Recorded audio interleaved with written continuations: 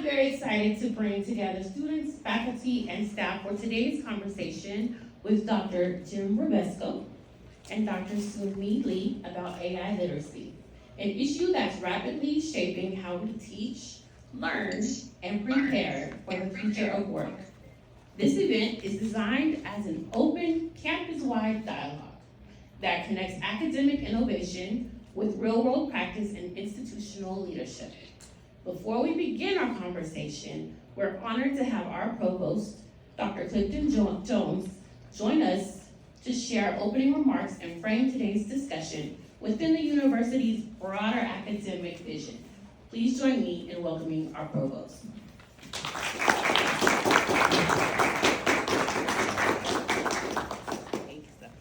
Well, good afternoon. Glad to see such a good group out here today. This should be an exciting and interesting podcast that Dr. Lee has put together. So great question. If AI can do the work, what else should you get good at? So I'm sure we'll hear some interesting insights on what that should be today. Really pleased to have Dr. James Rebesco here. He's the CEO of Strivesworks, which is a company that he owns in Austin. They do a lot of interesting things with AI for their clients, using AI to solve some very difficult and unique problems.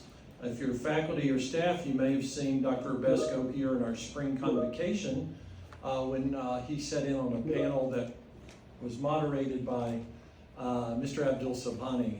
So we heard some interesting things then, and this is a great follow-up to it. You may or may not know, the university right now is in the middle of an AI Learnathon. For the last almost 30 days, we've been very intentionally looking at some different ways in which AI can help us and help us to leverage our work and do some more things with regard to what we're doing in the classroom. And so I think this is a topic that will be of particular interest for you all today. So I don't know that I have an answer for what you should get good at.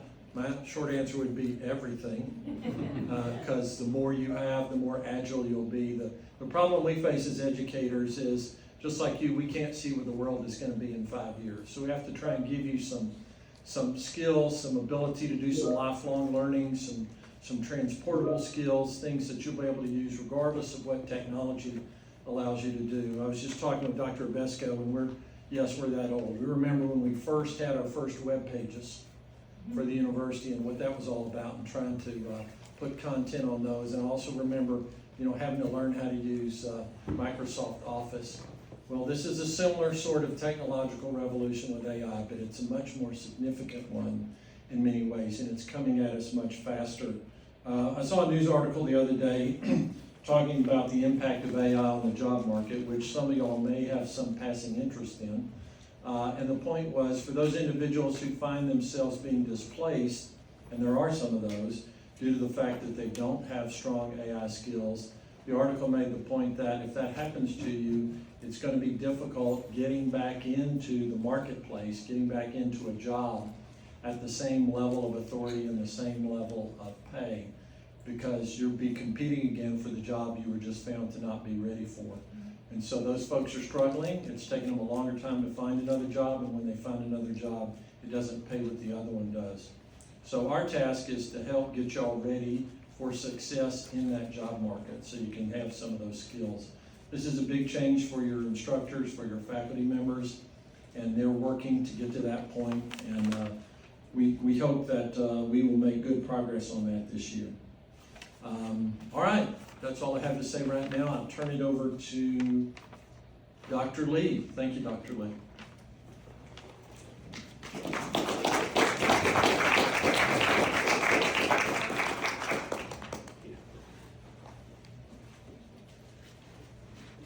Okay, thank you very much for the remarks, Provost Jones. So before I jump in, I would like to take a brief moment to recognize how meaningful it is this event come together. This conversation actually began as such a smaller idea, something I initially imagined in my own students as we help the students build the AI literacy in a practical classroom setting. But the Warrior Center recognized this idea is the broader value for the faculty, staff, and the older university student. So it became our university community. So I'm truly grateful to everyone who helped to today make this possible. And my sincere thanks to the President Office and Dr. Rose, and as well as Vicky and Tatiana as the behind the scene. And also Provost Office, thank you very much. And also Provost Jones for all the support, encouragement, and leadership. And thank you as well for the Warrior Center for the helping, initiating the conversation. Mr. Yoonjae Jang for the incredible care, for the efforts that we went to making this today happen. And on a personal note, I especially grateful to my chair, Dr. Brad Armand, and then James Lumpkin from COBA, always supporting this idea like this. And also my students, thank you for coming, and all the faculty members and staff members. So I deeply thank for everything. So let's start here. As AI takes on more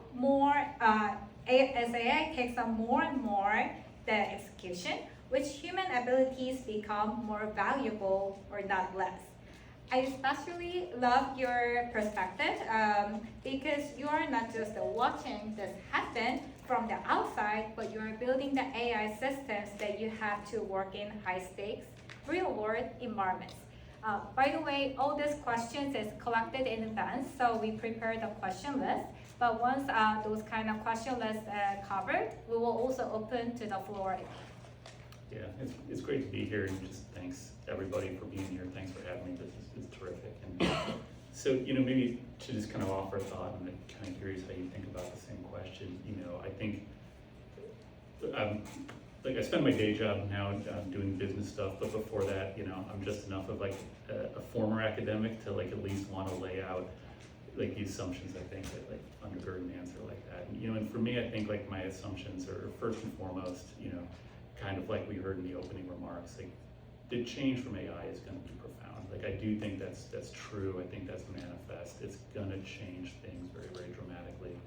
And then kind of my second assumption is that all of us, very much myself included, need to have kind of a deep sense of humility about certainty about what direction it's going to go in. So, as a failed physicist, I'd say we know the amplitude pretty clearly. It's going to be big, but we maybe don't know the vector direction. We don't know quite where it's going. And so, with that kind of as the two assumptions, I'll kind of maybe offer a thought, which is that if we were here in the 1800s, we might have been talking, we wouldn't be here, right? Because, education was kind of limited to, education existed to educate clergy and a very small number of gentlemen scholars, independently wealthy folks. This entire concept wouldn't even existed. So I guess we wouldn't have been sitting here, but hypothetically, if we were, this would be a nation of farmers. We would be, 99% of all of us would be there simply farming. And so then if we put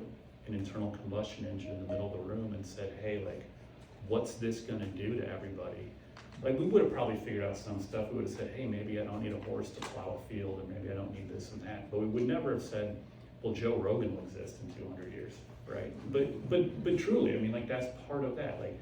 The internal combustion engine prompted an industrial revolution, which meant that the job market completely changed. You didn't need everyone to be farmers. You could have people do things. Knowledge work didn't exist as a concept. It's an ahistorical concept, and so, and a multi-billion-dollar entertainment industry exists because of the internal combustion engine. And I think it's safe to say that none of us would have called that if we were just kind of trying to predict that 200 years ago. So, okay, I've gotten the kind of the postulates, the givens, out of the way. And so to kind of go back to your core question, I'd say first and foremost, the kind of the skill is kind of idea of agency. And you and I were chatting before we started here, right? And both of us were kind of sharing thoughts about how we personally have been using AI to do things in our personal lives, in our professional lives, and and kind of what we kept going back to, right, was that it was enabling us to do more with less. It was enabling us to bring our ideas, our desires, our things, to volition and fruition. And I think that's the most exciting thing about this to me. Like when we talk about skills, you know, there's kind of like the complement of like, where do you drive those skills? And like the really exciting thing about this is that like, there's probably been no better time in history where if you have an idea, if you have a vision, if you have something that you want to do and drive an effect in the world, it's never been cheaper and it's never been easier to start to make that a reality. And I think that's like, that's the core nugget of this. So I'm curious to kind of hear your thoughts on that as well. Yeah, I think what you cover is really important, and AI is just not to replace the what we have done it, but it's just to open the doors that how we can be more productive and then work in a different way, and so that's how the change in our work style and the lifestyle. And just a follow-up question, especially you are in the work for the more high stake environments. I'm wondering, what does the human role become most essential, like during the defining the problem or verifying the output? We talked about it already, or the making the final decision. Yeah, it's a great question, and so I think there's a role for people in all three of those. You know, I think we talked a little bit about like defining the problem. And when I say agency, like that's exactly what it is. Like, what do you want? What do you want to do? Like, why is it important? Why does it matter? And like that's critical. You know, the third part too, I think like making the final decision. So, you know, myself personally, like where we spend our time in my day job, like we spend our time working with folks in highly regulated industries in the national security space. And, you know, there are legal, moral, and ethical considerations in a lot of those industries, and there's a very, very important role for the human being to play at the end of those processes, you know, and I think the metaphor that I would use, and the analogy maybe would be a better way of saying it, is that, you know, as you continue to build out these agentic AI frameworks, you know, you would think of them as a staff or as a team. And, you know, just like in the real world, if you've got a team of human beings, you know, you are responsible and you're accountable for what that team does. It's no different. And so, you know, in the same way that it would be a terrible, terrible excuse to say like, well, I'm not responsible, that was somebody on my team. Like that doesn't cut it with human beings, and it doesn't cut it with AI either. We had a very interesting conversation before this talk, and I would like to share. It might be helpful for everyone. So Jim gave me very insightful idea how I can have the better productivity for the next step. So I also work with the AI almost every day, almost all the time. But that does not mean that AI just do work for me. We just work together. So I work with AI, keep refining, and what Jim does is, after the final product he just approved, he asked to AI again to prompt, how can I have this final product later? So write the prompt. So from that, maybe with the prompt, we can develop better productivity for the next time. So there was a very insightful idea. And let's build on that. A lot of people use AI now, but using it often and using it well are clearly not the same thing. So I love to your perspective here, because in your word, the cost of the shallow thinking is much higher than in everyday use. So what distinguishes someone who is truly skilled at using AI from someone who is simply use it frequently? Yeah, it's an interesting question. Like, I guess maybe like if the core of the question is like, what makes somebody, you know, really good at using AI? And there's like an echo. You know, you talked about the idea of like closing the loop right at the end. I've used an AI agent to do a whole bunch of stuff, and at the end they say, hey, like, now that this is the final product, like, what better directions could I have given you at the beginning that would have gotten us here sooner? You know, and I'd submit to you that that's not all that different from, again, like the way you'd work with other humans as a team, where, you know, if you're bringing a new person on your team and you're saying like, hey, this is my intent, this is what I'm trying to achieve, and you're like, oh, I don't know if I totally get it, or like, can I clarify this or clarify that? That's, first of all, like, that's all good, right? That's great. That's part of like the normal iteration. But then obviously at the end of it too, you know, you always want to close the loop with the person and be like, hey, like, feedback's a two-way street. Like, what how can I better communicate with you in the future so you understand my intent? And, you know, what questions could you have asked me up front so I could have clarified that right away? Like, it's the same way you'd interact with a new person on your team or anything like that. And so, you know, to kind of like tie that into your question, like what makes people good with AI, like, I'm sorry, I'm just gonna have this through line of like agency. Is which now like, exiting. I don't think it's all that different from like what makes people good leaders and good communicators, in the sense of like, you know, if I'm interacting with human beings, like if I'm doing a good job leading and communicating, I'm being clear in my intent, I'm being clear in my vision, I'm trusting but verifying, I'm giving them, you know, kind of rope to execute a task, but I come back, I make sure that they've got the time and the space to ask me clarifying questions. And I do the same thing. I would literally do the exact same thing if I was interacting with an AI agent.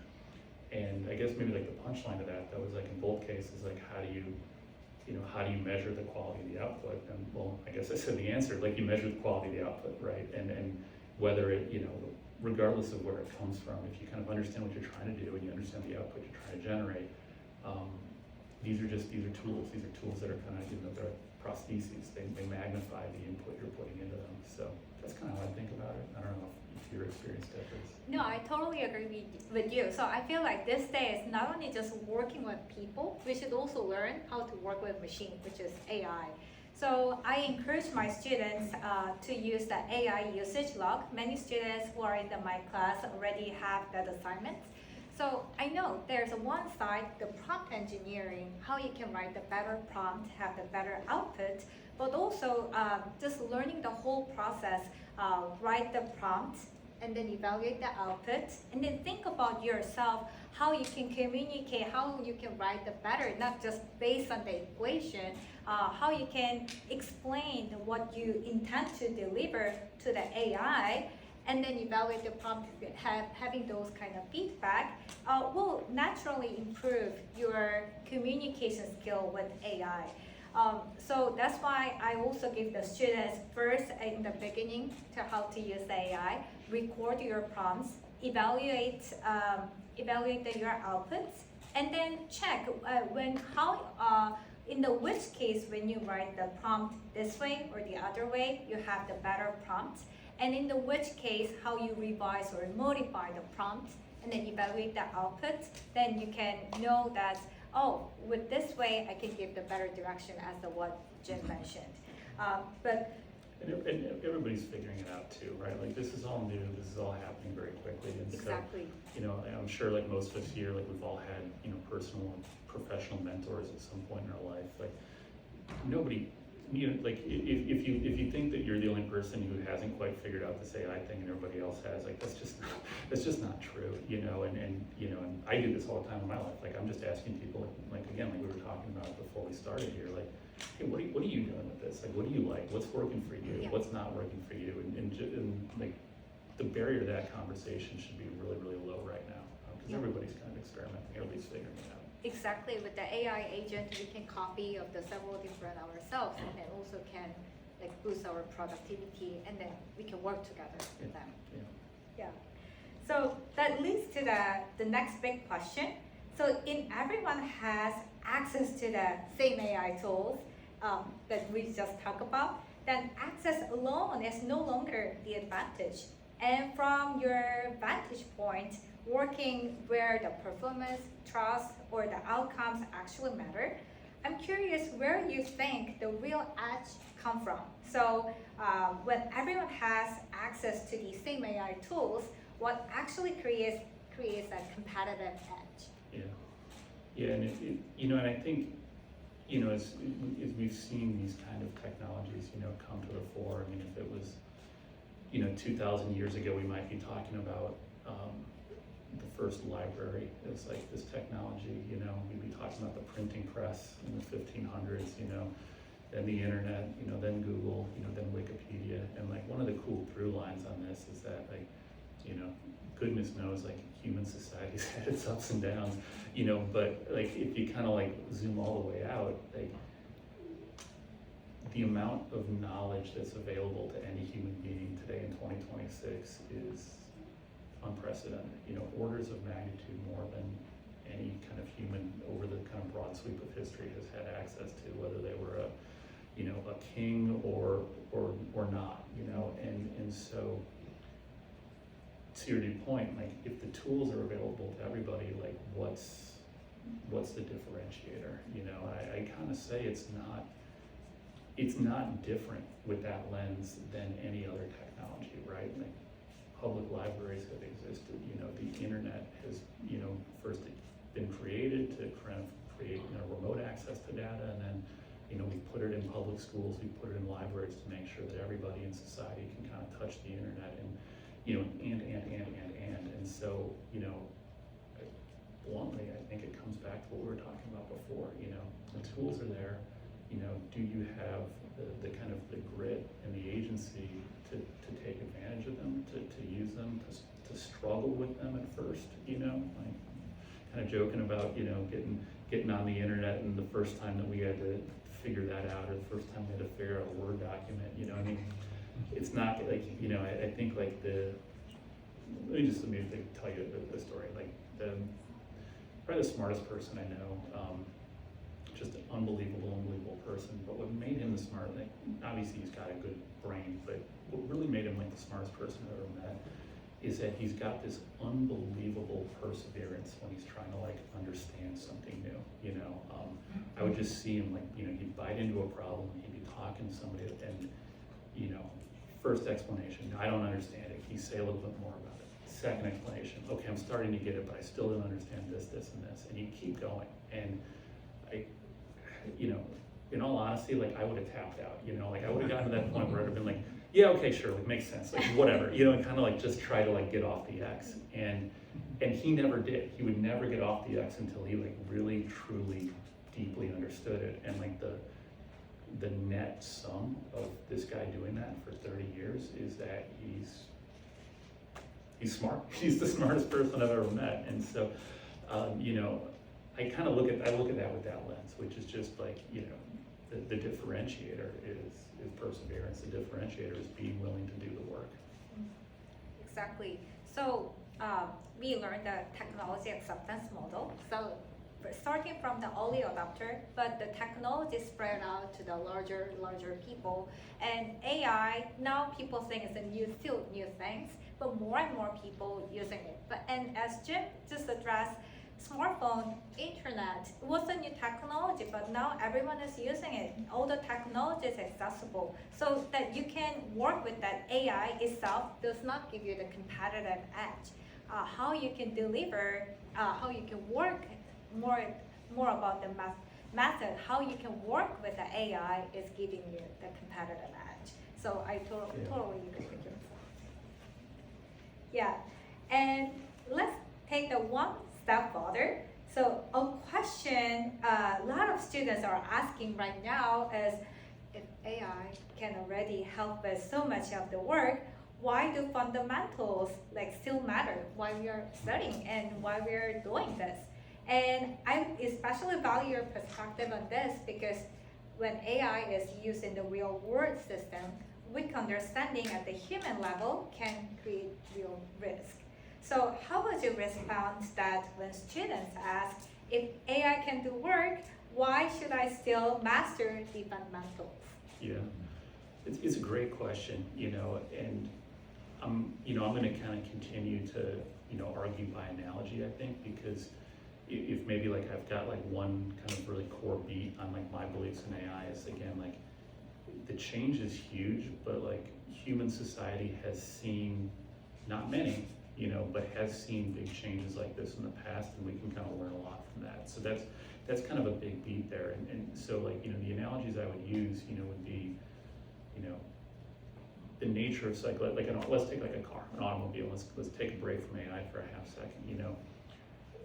50 years ago, maybe the first very basic chips, electronics were going into cars. If we go back 20 years before that, a car was an entirely mechanical thing, right? And so to be a car mechanic, to be able to like really understand and repair and work with cars changed, from a purely mechanical task to now, an auto mechanic does a lot of work with, the engine's computer with digital diagnostic tools, but at the end of the day, even though maybe some of those kind of like peripheral skills have changed, the kind of core function being like, can I understand the way this vehicle works and can I repair it when it stops working? Like that hasn't changed. And so, AI, kind of like the computer in this car example, I mean, it's a horizontal technology, right? Like it's not limited to one specific industry or one specific use case. It's enabling technology for all those industries. And so, at the end of the day, I don't think it doesn't replace, it doesn't mean that there's gonna nobody needs somebody who doesn't know what they're talking about, maybe is the headline here, right, in any industry. And so, a person's ability to kind of go deep, to understand, root causes, root phenomena, and potentially work with AI tools in the same way you might work with a computer, in the same way you might work with a mechanical system to fix it, that's critical. That's always going to be critical. And, and to your point, kind of about, trust and assurance, I mean, I think that just kind of ramps that dynamic up, an order of magnitude, where if we're using AI in a medical use case, then the value of having people who understand the system start to finish and can, not just, operate it, but also kind of understand it, diagnose when it's working, diagnose when it's not working, and kind of contribute to that health. The value's just gone up, it hasn't gone down. So you came up with in my mind some of the follow-up questions. So we just talk about how we can work with AI, and then also why the fundamentals are important. We just say the real edge come from more from the domain expertise, or those kind of process workflow design, data context, or the decision-making discipline.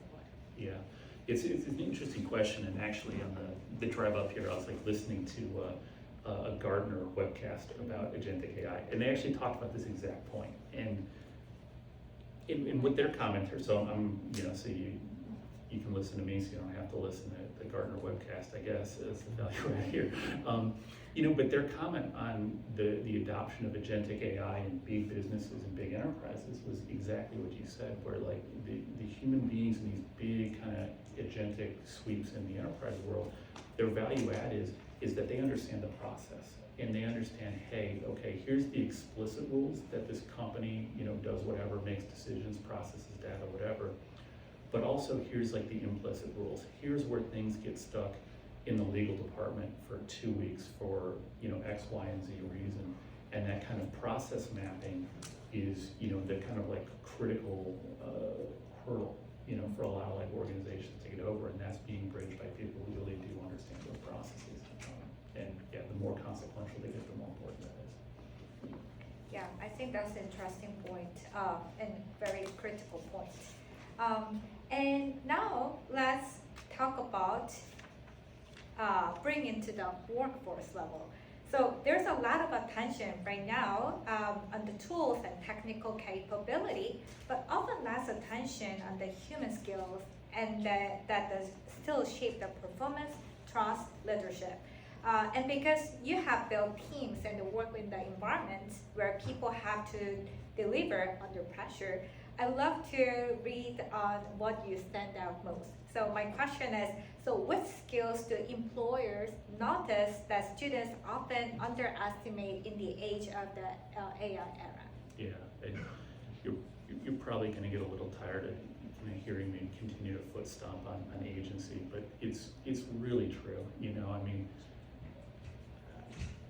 it's one of the, I think people talk about this too in just the context of like, hey, what's the difference between, like the resume, the interview, and the job, and I think probably all of us here have worked with folks, maybe like somebody new's joined our team, and, maybe, in the negative framing, they had an amazing resume, they had a wonderful interview, and then like within that first week, you just vibe like something, there's something here that's not clicking, or maybe the other way around, right? Where you think like, oh, I don't know, maybe they're young, or maybe they're this or that, and then when they get in the job, you're like, holy smokes, this person's they're gonna run this company in 5 years, and I think like the biggest pattern match I've seen on that really does come back to this point of like, the ability for people to like self-identify problems and then self-orient themselves or teams to like solving those problems, like that's such a rare skill, you know, like it's such a rare skill just to be able to like look around and say, hey, like this can be better, or like this isn't right, and then kind of like, hey, I can take the initiative to either like fix it myself, or I can take the initiative to kind of rally folks to that, to fix it, to make it better. I mean, you know, it's a scarce skill, and like the reason why, you know, why I mention it, and maybe like, you know, this would be like a good discussion point, it's like, I personally have found it very hard to like articulate that in an interview, to articulate that, you know, on a resume, but I think maybe from the other side of the table, you know, it's one of those things where you're just kind of like, you know, how can I figure out if somebody has this ability? Because if they do, you know, it's unbelievably valuable. It's exponentially valuable. So I don't know if that's helpful, you know, but it's kind of what's top of mind. Yeah, and also going back to our discussion, like now everyone accesses the same tool, but the skills and how those kind of fundamental skills make the difference. This semester we removed just memorizing multiple choice exams, and then we have I shared this with Jen, and then it was very fascinating stories. So we removed all those kind of multiple choice exam, and then we do the project based.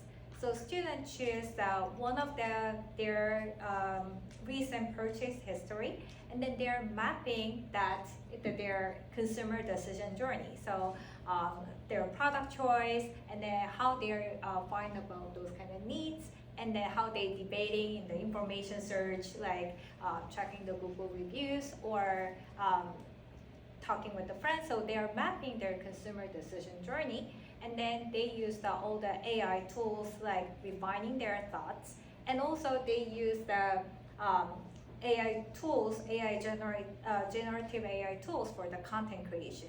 So many of my students already have this experience, and then what I find a real difference came from is in the beginning of the semester, I did ask the students about how you use the AI.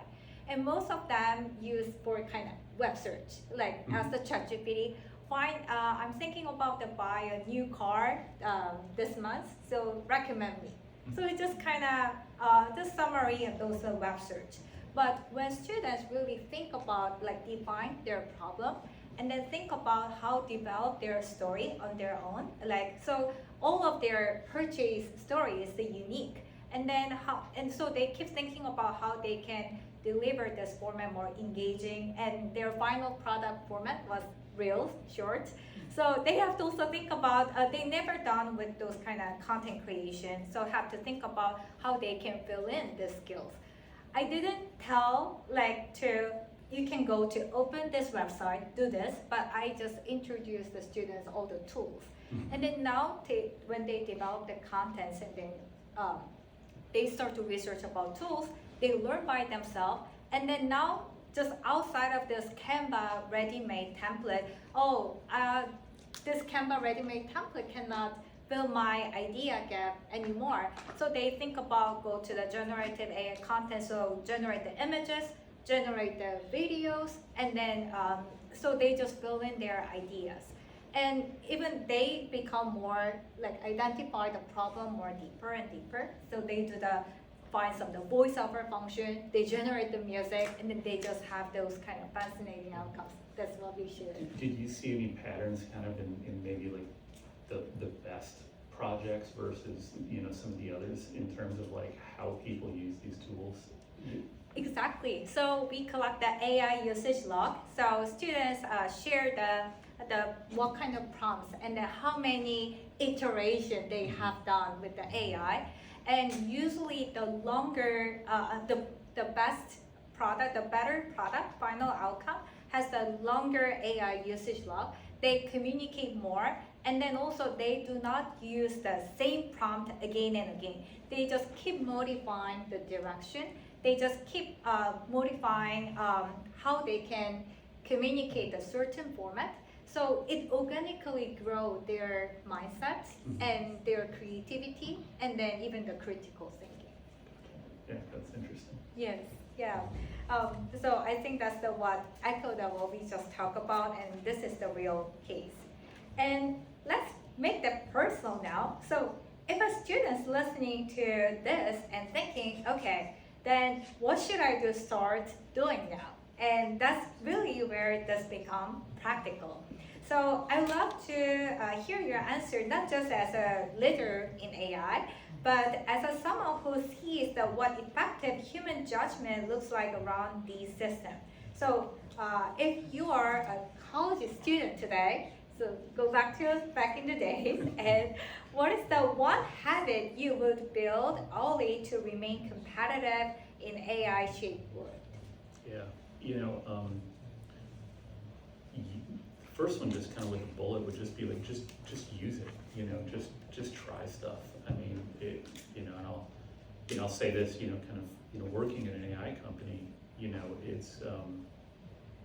it's been interesting to me, to kind of see around like our team, how the kind of various attitudes, towards trying stuff out and adoption are. You think, okay, it's an AI company, like everybody's leapt into this with 2 feet, and okay, actually that wasn't the case. And there's some people who, jumped in kind of head first, and there's other people who kind of, put a toe in the water real gently to try it out. But I think like what excites me about it the most, and like hopefully that like this conveys a little bit, is that the barrier to trying stuff has never been lower. It's never been easier, right? Exactly. And that doesn't mean that it's all going to work the first time. Like, stuff's hard, there's no getting around that. But whether it's like, geez, like I really hate doing my taxes every year, that was a couple weeks ago, or I wish somebody had, an app for this thing. Like, the barrier to at least kind of try that on your own and kind of goof around with it and maybe learn something along the way, like it's an hour is an hour of your time. It's $20 a month. I mean, Yeah. that's just do it. Just try. I think would be kind of the big thing I'd stress there, and then maybe along the way, that passion project will become a little bit more, and it might be a career path or a direction for that, or whatever else. Exactly. So we have talked about this in the convocation as well, like to this question. Just go for it. Yeah, And exactly. yes. So my class, we use many AI tools, and some students even go step further. So some of my course, like they learn how to build a website by using AI. And I never teach HTML. Like, I just introduce the tools, and then they create their website. Some students are just a kind of personal fitness trainer, and some students have those kind of small side projects for their handcraft, and then they develop their website and then become more visualize their business portfolio. And the other students, by using those kind of AI tools like content generation, they use them for their local business, and it really actually helps for real life, not just for the doing assignments. So I think these days, if you have idea and then have those kind of implementation grids, then you can do like any projects that you can do. Yeah, and I mean, even for myself in my personal life, I guess, like it's been like a muscle that I've had to develop, where just you get those kind of random thoughts during the day, like, oh, wouldn't it be great if there was an app that did this? Wouldn't it be great if this happened automatically? Like, building the muscle to think like now, kind of more than any other time in human history, like, well, what's stopping you? Like, go do it, is something that like you kind of have to like you have to build the discipline of being like, hey, like, that's not a 3-year quit your job side quest. That's a, maybe I'll try to vibe code this thing on Saturday and see if it works or not. And like, it's such a different way of thinking. It's different. Yeah. Recently, my friend, he's an engineer of the automobile company, but he just had an idea. Kind of problem thinking. I need some application can give me the financial advice, just like collecting all the personal finance, like credit cards or my retirement fund, and then giving some advisement, so better spending. So he use several different AIs. So one AI developing the idea, one AI do the legal review, one AI do the web design. You might sound familiar. Those agents collaborate together, and then now he never learns about any computer science language, but he developed the app, and then now he just asked for the Apple Store to publish that app. So now if you find, like as we're learning the marketing class, what is the problem, and then what is the needs and the wants in the consumers there, then you can use AI tools and you can play with them, and then you can actually make the final product, which was have the high barrier back in the days if you don't know that any like coding or the computer science language. Yeah, that's right. I don't know if anybody here has ever used those kind of like those old like personal finance like track your spending tools, you know, like those sorts of things. Okay, getting some like nods. Like if they worked for you, like you're probably like more disciplined than I am personally, because like I've tried them like 2 or 3 times, and every time where it's like you got to map everything on your credit card receipt into the different categories, and like 90 minutes later you're kind of like frustrated and like you know, well that's my experience at least. That was another one where it was like, you know, I'm just gonna throw all the receipts into a folder. I'm gonna do a little bit of kind of like prompting, a little bit of vibe coding around it, and I'll see what it comes up with. And you know, candidly, it gave me a lot more insight into my own personal finances than like any of those tools I'd ever tried. And that was a 20-minute project. And just to like, you know, kind of foot stomp the point, like, I don't know if I hadn't forced myself ever or thought of like, hey, maybe I map this thing that like kind of makes sense and I need, but like it never really worked for me, into like, well, what if I just kind of tried it on my own? But that's the world we're living in now. And Exactly. So anything make you kind of bug like, oh, I wish we have something like this, then you can generate your own product, and then that is the one idea start from.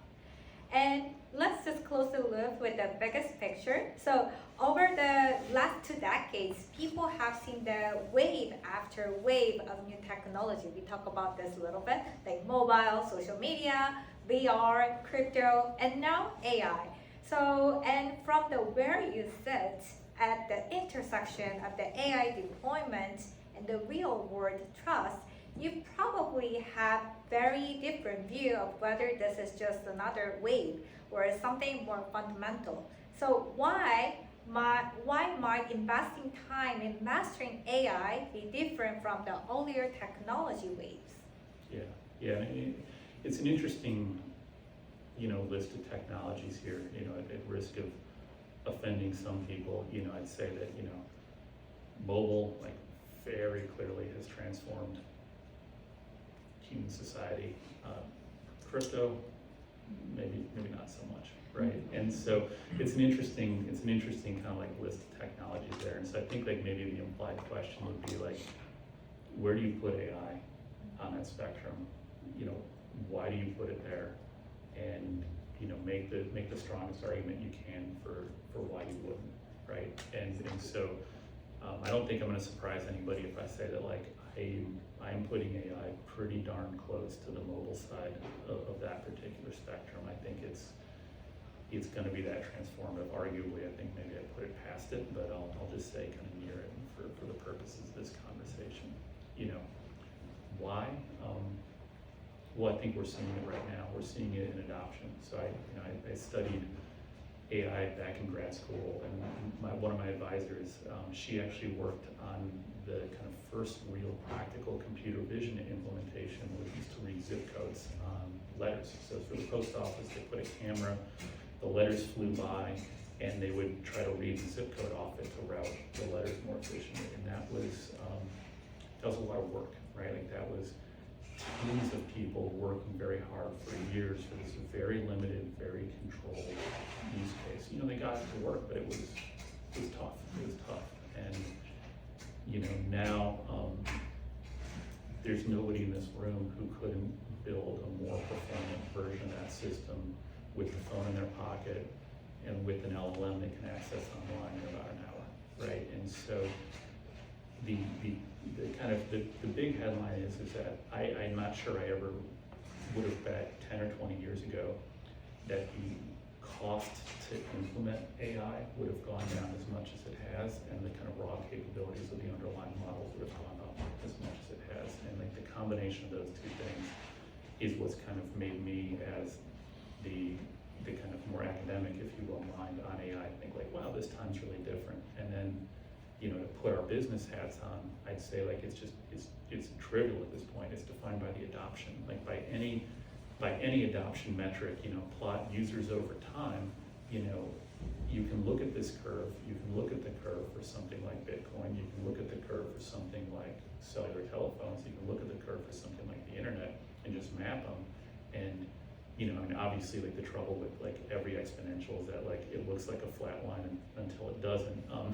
But that being said, you know, these adoption curves, for what we've seen since 2023 in AI look a lot more like the former than the latter. And when you talk to people and you talk to users, they use it and their use is expanding. So I think like, you know, it is not a top-down sort of thing. Like at this point, people are not trying to convince you that AI really works. It's more of a, you know, people are experiencing it for themselves and they're kind of finding their own ways of bringing it into their life and their experience. So that's why I think it's different. Yeah. So what do you think people are still underestimating the most of this moment? Like some people say, but AI is not related to my life. Yeah, I mean, I think, I forget who it was. I think it might have been like Bill Gates. It's like the guy, if I got that wrong, forgive me. But, you know, there's like a quote, it's like a really good little way to think about it, which is that everybody overestimates what you can get done in 2 years and underestimates what you can get done in 10, right? And we're about 2 years off from first ChatGPT, which makes it like a really good kind of anchor for today. And, you know, and maybe kind of like, I'll put myself on the spot here, but, you know, I kind of encourage everybody else, like, think about that too. Like when ChatGPT came out, like, what was your reaction? What was your prediction? Like, where did you think it was going? And like, look at where we're at today. Like, did you overestimate? Did you underestimate? You know, did you get it bang on? You know, it was the last one. You know, congratulations. That's amazing. I'll admit I probably underestimated what was going to happen in the couple of years since ChatGPT came out. I'm surprised to see that we've gone as far as we have. But then in 10 years, you know, my goodness, who knows, right? And so, I don't know. I guess kind of like this goes back to like the opening comment where I think like we should all approach this with a little bit of humility on what the future brings, but I'm pretty highly indexed on this being continuing to change everything. Yeah, that's totally right. I agree with you. So before we wrap up, we have some additional questions, but I would love to open this up to the room. And we have talked about skills, judgment, and what it takes to stay relevant in the AI-shaped world. But I'm curious about what's on your mind. What's one question or concern that you have been thinking about when it comes to AI or in your own learning, teaching, work? So we'll open to the floor and then you can ask some questions. How would you address the concerns regarding plagiarism with AI? So the question for folks online was, how do you address the concerns with plagiarism? So do you mean, like, maybe which part of it? Like, do you mean to train the model?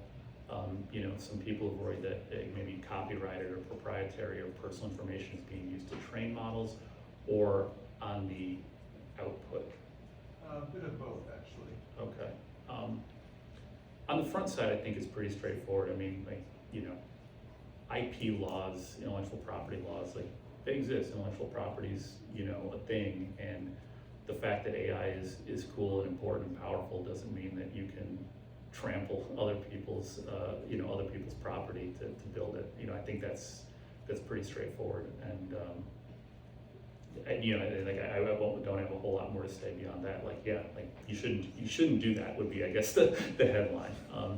You know, on the output side, in terms of maybe like the kind of idea of plagiarism there being, maybe am I going to like recast your question correctly or not if I say like the question becomes like, if I'm using XYZ model and you're using XYZ model to do the same thing, how are our outputs different?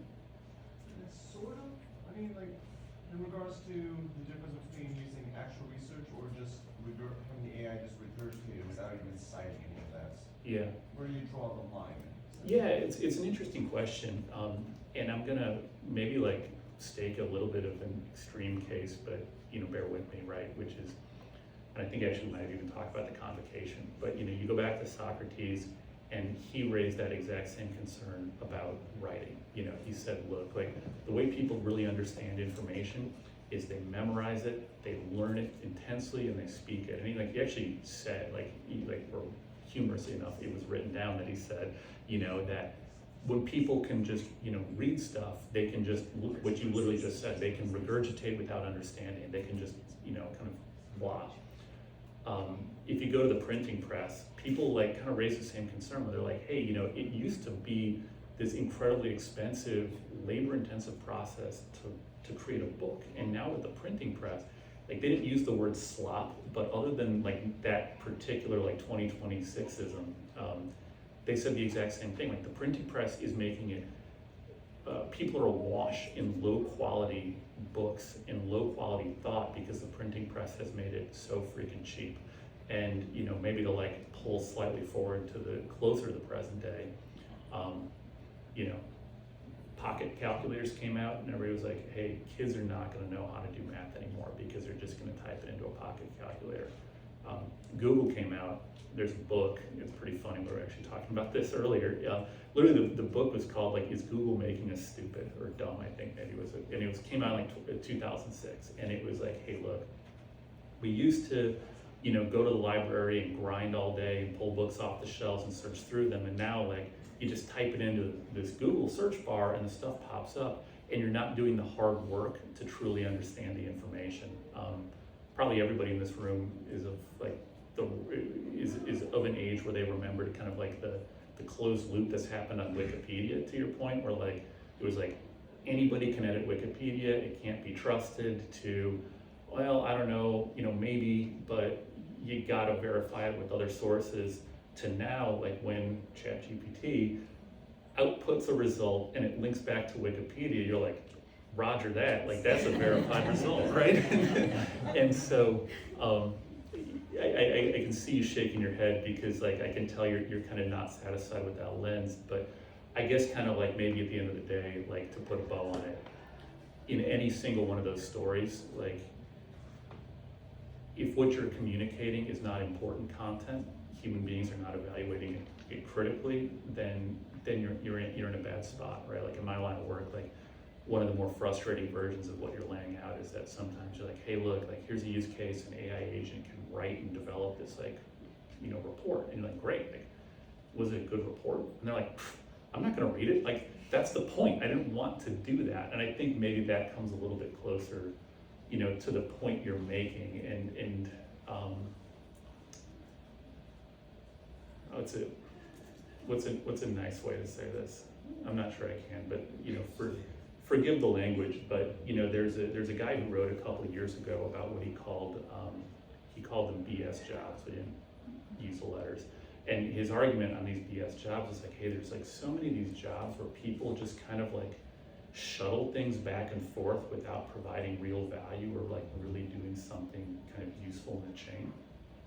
And his observation was why do these things exist, right? And I think if I can tie your question to that point, I guess my point would be is that maybe when we think about the outputs of this stuff, it's going to force us to kind of make some really hard examinations about what is real value-added human content and what is just slop, and if anybody here has gone on LinkedIn recently, how many posts do people put on there this 100%, you just threw a prompt into ChatGPT, you posted it on LinkedIn because you wanted to get a post out, and that was that. And I think maybe that's kind of in the spirit of where you're going with that. Is that fair?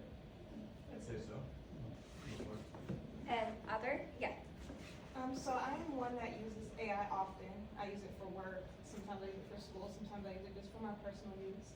And one thing I've learned or noticed is that AI kind of learns me more or kind of adapts to how I speak. So, my question is it fair to say that the more often you use AI, the more skilled you become at it? Because AI is learning how you communicate.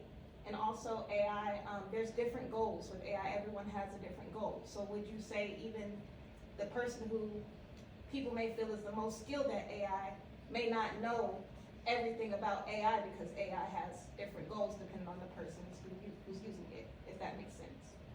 Does. Um, I spoke for a while on the last one.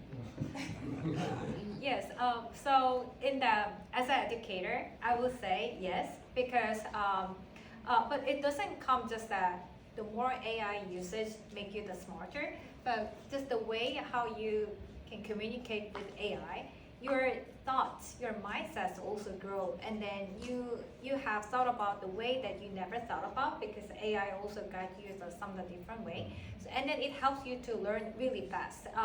Back in the days, even like the Google was there, like it might be harder when we have only just the hard copy books, but now we have the Google search. That time you can learn fast, but then now AI more that kind of customized and highly focused at what your question, so you can learn fast, and then with that, your the metacognition, I think it's more grow, and then you have the broader perspective. Then you can you have the different mindset for the learning, and then they implement it. Even that's something. Yeah, the only thing I maybe add is, again, like I really kind of like view it in kind of a continuum the same way that we interact with other humans, you know, like in social context, sometimes, you know, you call it code switching, you know, in professional context, sometimes, you know, we can all think about different bosses or different teammates we had and how we kind of learned a little bit of like how best to communicate with them or how not to communicate with them, and we shaped our interactions, you know, in that way. And I think maybe to the point you're making, like that's probably aggressively true with how we interact with AI as well. Yeah, totally agree. Okay. I like doing creative arts, and I like creative writing, art history, pretty much stuff like that. But honestly, who hasn't experienced writer's block? Who hasn't? So oftentimes when I'm writing, I end up stuck for weeks because I can't figure out how to connect certain story elements. So sometimes I end up going to ChatGPT or chat or any chatbot to get any answers or like insight or ideas on how to connect the story.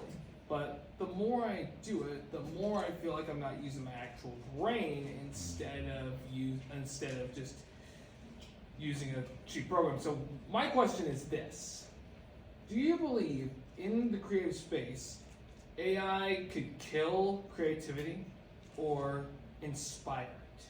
I want to hear your opinion. Great question. So I think maybe for the folks online, yeah, it's a big one too.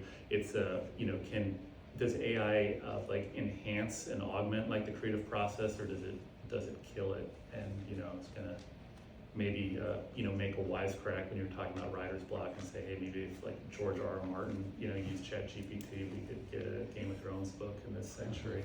But in a little bit more seriousness, my daughter, I have two daughters, but the older one is really into this book series called Dragon Masters, and there's like 30 some odd of these books. Like, they're fun, but there's only like 30 some odd, and she's read them all. And so what I've seen her doing sometimes is using ChatGPT to lead, like, hey, can you like spin up another Dragon Master story for me, because I'm sick of waiting for the next one to come out. And you know, with some aesthetic snobbishism, they're not as good as the books. But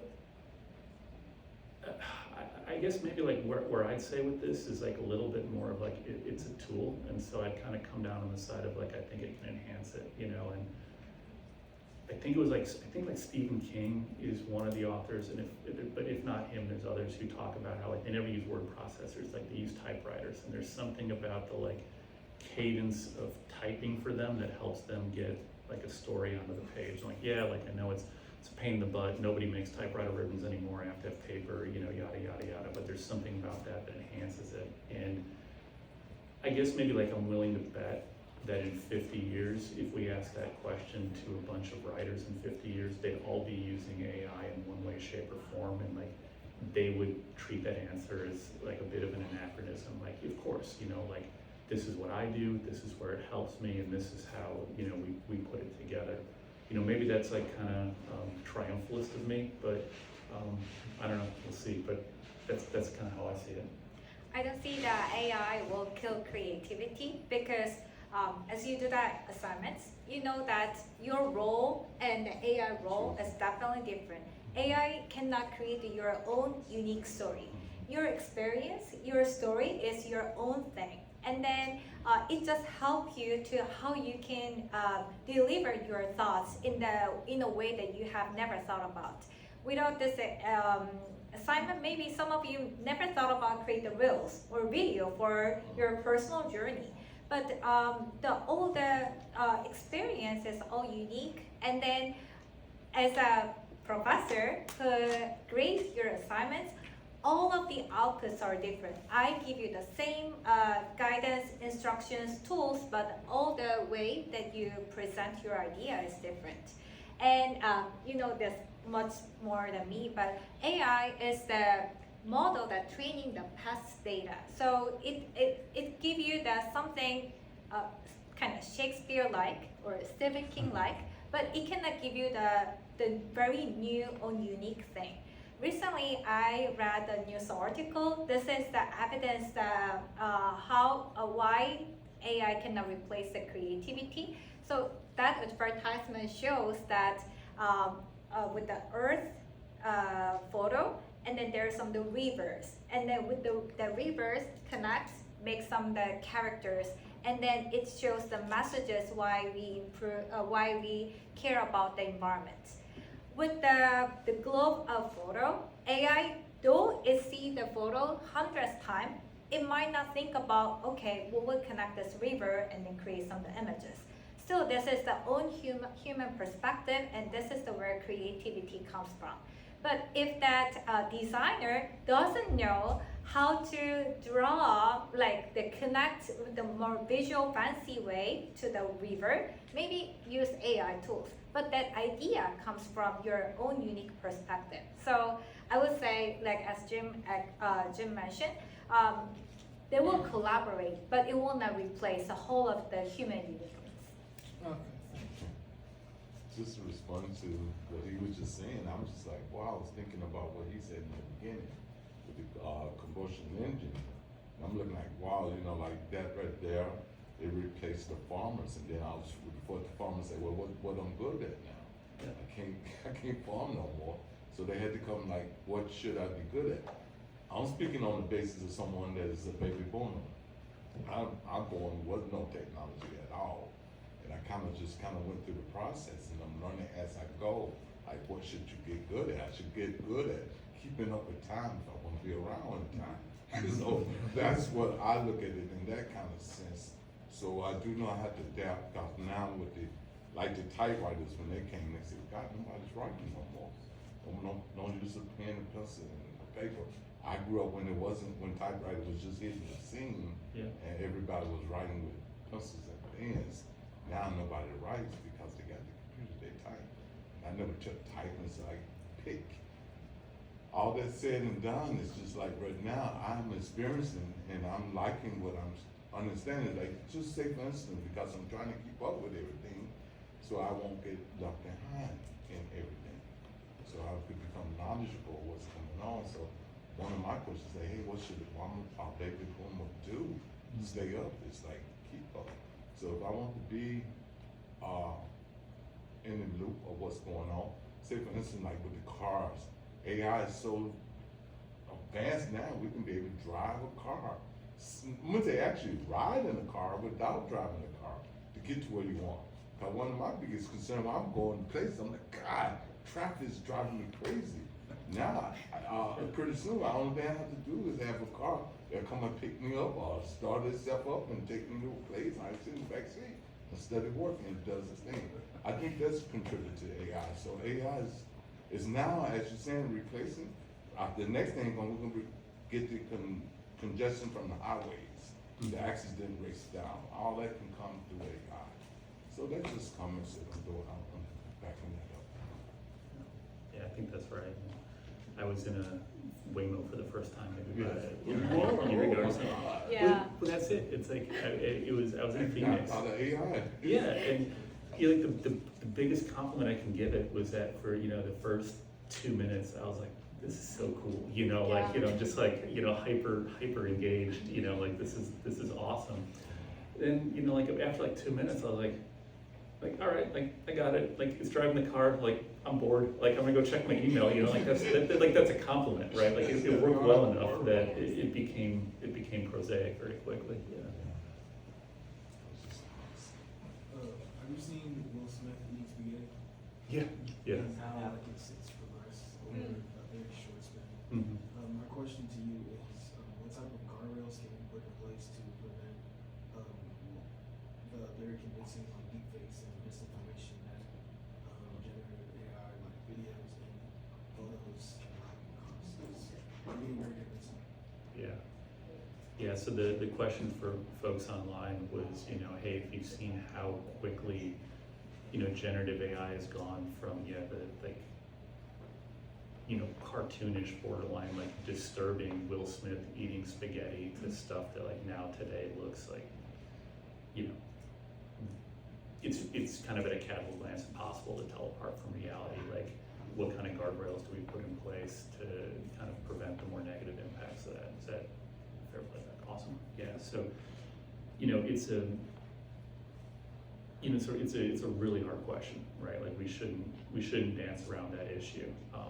And I think, you know, like my lens on it is that, you know, it's nice and it's well intentioned that people kind of at the model level are trying to put controls around it.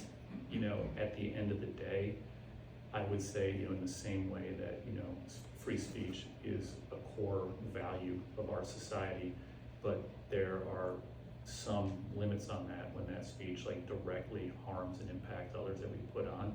It has to be dealt with at the end of the day at that kind of like output level. So like, you know, said another way, like I think if somebody tells you, well, the answer is like you put the tightest possible guardrails around the model itself to prevent it from ever doing that sort of stuff, it'll never work.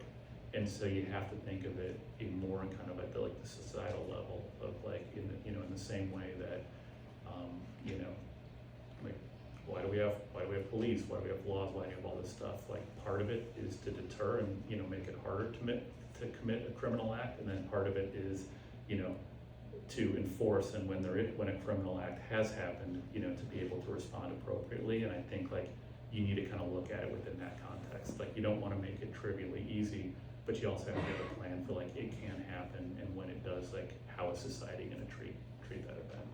Actually, it also echoes the one question the faculty raised. As the organizations adopt AI more widely, how can they protect the sensitive data while still using these tools responsibly, securely, and effectively? So I think privacy issue is also important. Yeah, privacy, cybersecurity, all that's super important. You know, it's in my work, I just kind of actually even joke about it, where, you know, because of the consequential stuff that we work on, you know, the lens I ask people to think about is like, hey, what would you use AI for? And then talk about it, and they're like, okay, what would you use AI for if you also gave it your credit card and told it, hey, this is actually my credit card number? And then like, whoa, totally different answer. And being kind of, I think, sober-minded about that is super, super important. Yeah.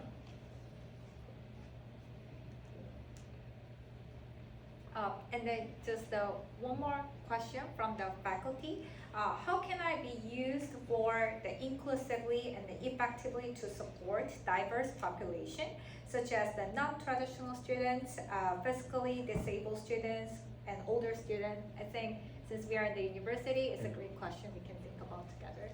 Yeah, it's a tremendous question. I'll give you my thoughts, but I'd love to hear yours too, which is that, you know, I think we've talked a little bit about it today, but I mean, I think at the end of the day, you know, I view AI as like this incredible, you know, democratizing technology. It's a technology that makes it easier for people to do things that, you know, in other words, in other universes would have taken much more time that we all don't have, you know, much more money that we all don't have, you know, many more hours in the day that we all don't have. And so, you know, for a lot of those groups that you mentioned, you know, I think, you know, there's a tremendous opportunity here, you know, for free at academic institutions often for $20 a month, you know, your ability to, you know, put ideas into the real world and make them manifest. It's cool, it's exciting, it's awesome, and I think that really, you know, that really benefits those groups of people. Like it's having a team on your side, you know, and Exactly. I think that's really exciting. Yeah, with that, we can build even AI agents for kind of personal tutor. And also like AI vision, voice recognition. I think that will be also very assistive technologies That's right, yeah. for those population. We are wrapping up soon, and the people on the floor, like if you have any additional question after this session, you can ask more question. We will check the 1 or 2 questions from online. Do you have any? Yeah, so somebody said if possible. Can you speak up a little bit? Sorry. Can you suggest some ways to the prospective graduates to deal with the fast evolution of AI, as some groundbreaking AI tech is coming up at regular intervals, like from transformers to artificial general intelligence these days? I'm not sure. Yeah, so the question I think was like for graduates or recent graduates or near graduates, how do you keep up with the pace of AI incorporated? Fire some thoughts. You should keep doing it and keep following up the what is the new features, and then just try it. Yeah, I think that is the best practice. Like Yeah. as an Yeah. educator. Yeah, just get in the ring, you know, Yeah. get in the arena. And then now I have one final question to Jim personally. So you are CEO of the company. Do you have any internship opportunity for our students? Yes. Yeah, I think you might be curious about it. Yeah. So the answer is yes. And you know, depending on kind of when people's times are, we typically do them in the summer. So in not that far off in the future, we'll be taking applications for folks for 2027. So please do, if anything I've said is either interesting or I guess so outrageous that you want to continue to argue with me in person, like come check out the website. It'd be really, really wonderful. Or reach out to me directly as well. So it will be on your website. Yes. Okay, so check his website, Strivesworks. That's right. Yeah. .com. And so, yeah, .com. So today, so this is all for today's session, and then I will give the mic to Ashley.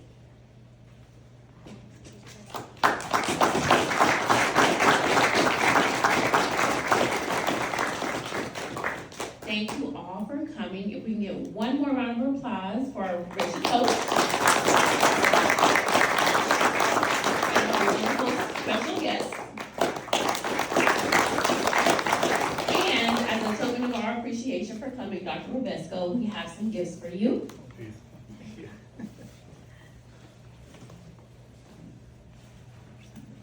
Oh, wow. Yeah, you have handful. It's always like Christmas when you come. So there's that. And you get the prestigious jacket. So now you're a warrior. So now you are a warrior.